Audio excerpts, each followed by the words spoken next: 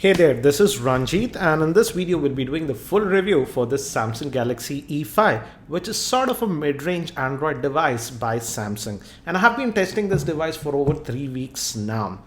And before we proceed, let me actually give you a physical overview. On the top we have a secondary noise cancellation mic, and here we have the power on off button.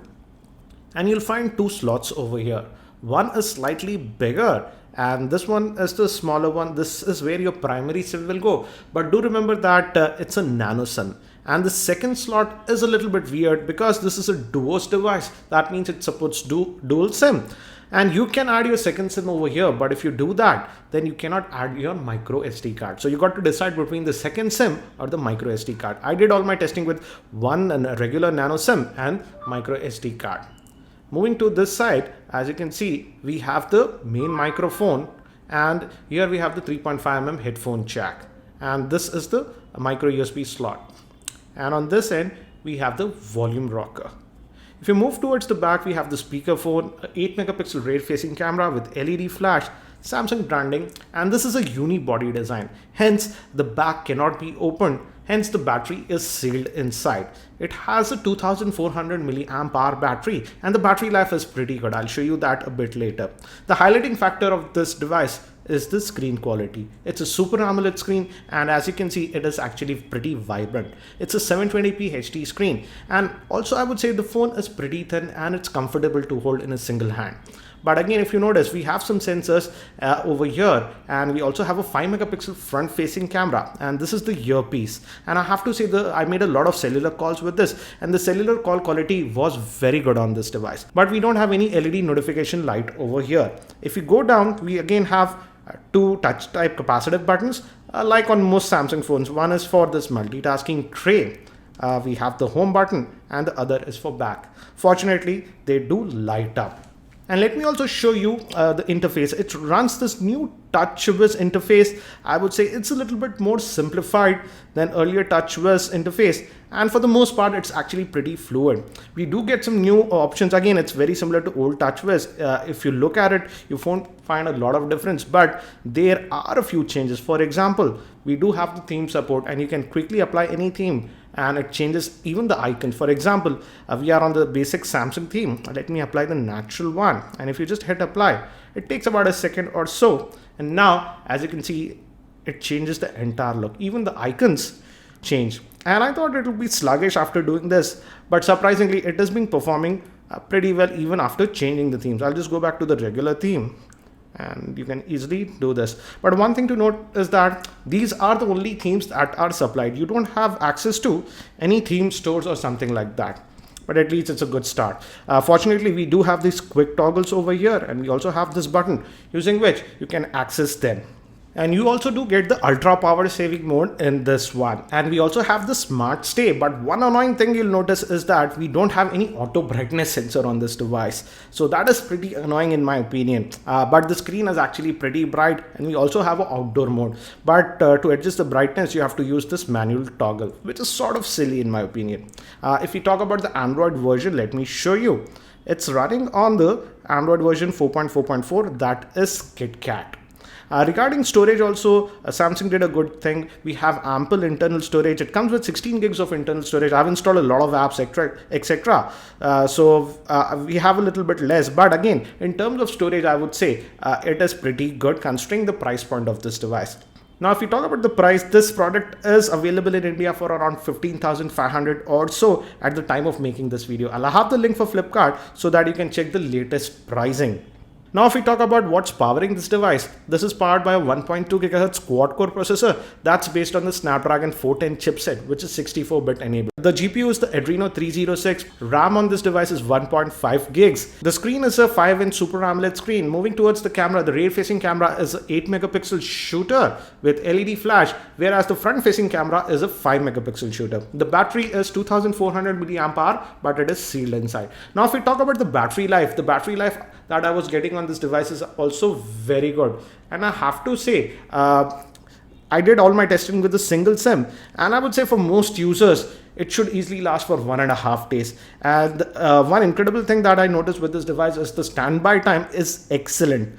For example, as you can see, let me show you the screenshot. I did not use the device a lot during this time, but as you can see, I charged it and I must have used it for just 1 hour screen time. And if you notice, on a single charge, it could last me for 9 days, and it was always connected to my Wi-Fi network. So as you can see, the battery life is actually very good, and if you're a light user, I would say you can easily go up to 2.5 days. Let me also show you this. As you can see, the standby time that I got on this device is incredible. So in terms of battery life, I would say Samsung did a very good job with this device. Now, even when we talk about this TouchWiz, and TouchWiz was famous for lag, but I did not notice a lot of lagginess on this device, and I would say it performs actually pretty well. So that's a big thumbs up in my opinion. Again, we have the Chrome browser as well as Samsung's own browser. Let's check the browsing. If you go open the Chrome browser, and it's going to the Samsung's website. Let's just move out to, let's say, this TechMeme, and this is the default keyboard that we get. And the good thing is that we have a number row, and the keyboard did perform actually pretty well. And I'm going to the full version, and as you can see, it's very good. Also, the touch sensitivity is excellent on this device. If you notice, the pinch to zoom, etc., work very well. So in terms of web browsing, etc., it is very good. And with that 1.5 gigs of RAM that we are getting, it was able to handle most of the tasks without any issues. Now, if we talk about the multi-touch points, here also I was very happy. As you can see, it has 10 multi-touch points. So that is great. And as I mentioned, the touch sensitivity is also very nice on this device. But one thing I did notice is that if you fire up the CPU Z app, in terms of sensors, these are the only sensors provided. So these are the basic sensors, and we don't even have Compass app. So I was a little bit worried, how will it perform with GPS? So I did some testing with the GPS. This is the Galaxy E5 that I have, and I'm just using the GPS navigation to check how it performs, because it does not have the Compass app. Head northeast. But as you can see, it is working. And I'm going to take a detour. Let's see if it reflects. Yes, actually, even without the compass, it is functioning pretty well. So for GPS navigation, I think so it'll work fine. So even though it does not have the compass sensor, but in GPS performance, it performed pretty well. So that's nice. And if we now talk about the camera is an 8 megapixel shooter, and the front facing camera is a 5 megapixel shooter. I would say that the 8 megapixel camera is just sort of average. It's nothing great. Outdoor shots can come out good, but if you're a person who takes a lot of shots indoor, then it does tend to struggle up a little bit. But when we move to the front facing camera of this device, the front facing camera was actually amazing.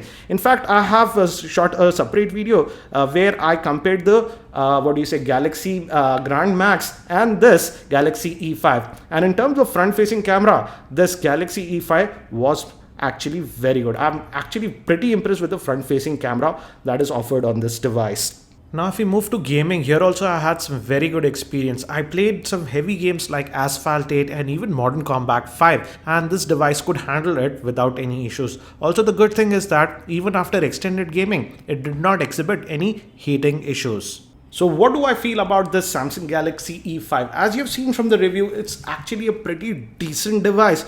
Now let me break it down between the pros and cons. Let's first talk about the cons of this device.